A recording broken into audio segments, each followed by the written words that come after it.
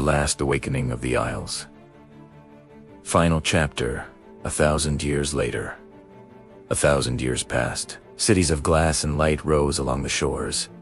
Bridges arched between islands. Floating farms shimmered on the sea. The Philippine archipelago had changed, but the mountains still stood, the forests still whispered, and the ocean still breathed. And deep beneath the seafloor, the serpent moved. The fracture. In the year 3026, tremors rippled across the islands. Ancient coral chains, once blazing with fire, tide, and root, began to crack. The glow beneath the ocean dimmed for the first time in centuries. In a coastal research city, 16-year-old Lyra felt it before the sensors did. She was a climate engineer's apprentice, trained to read wind patterns and ocean currents. But when the tremor passed, her heart answered with something older than science. A whisper, the seal weakens. Echoes of the past. Lyra searched the archives of the Isles. Among them was a legend, a girl named Ami. The Whisper.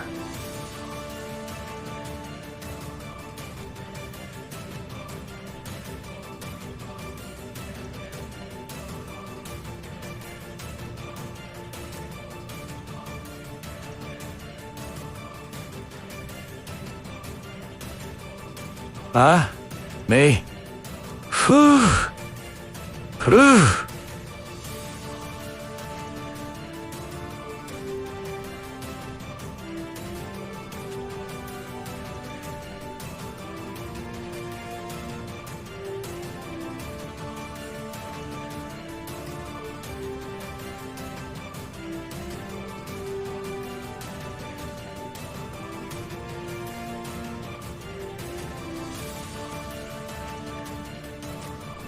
The bridge between guardians and people.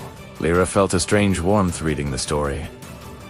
What if it wasn't just a legend? Se murmuret. That night, the sky shimmered with unfamiliar auroras. Volcanoes across Luzon glowed faintly, not erupting, but waking. The sea began to spiral, and beneath the waves, the sea serpent opened one golden eye. The return of the abyss. This time, the serpent was stronger. It had fed on centuries of imbalance, pollution, forgotten forests, heated oceans. It rose slowly, coiling around the chains meant to bind it.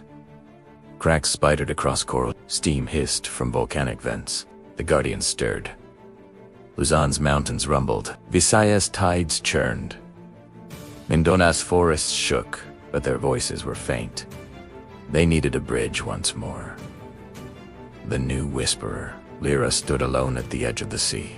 I don't know how, she admitted. The wind answered softly. Listen.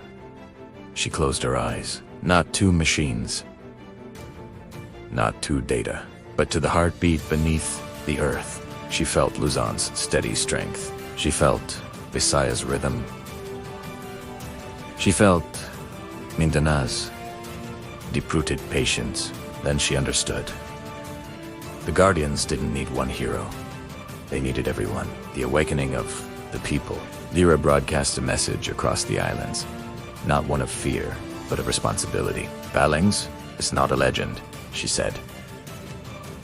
It is our duty, communities responded. Engineers cooled overheated waters with new ocean systems. Farmers restored native forests with advanced ecotech. Fisherfolk protected marine sanctuaries. Cities dimmed unnecessary lights to let the sky breathe again. For the first time in centuries, humanity and nature moved in harmony, not as rivals, but as partners. The glow beneath the ocean began to return, the final stand. But the serpent had already risen. Its colossal form broke the surface far beyond the horizon. Clouds spiraled above it. Waves towered toward the coasts. Lyra stepped into the surf. I hear you, she said. Not to the serpent, but to the islands. Across Luzon, volcanoes shone like torches.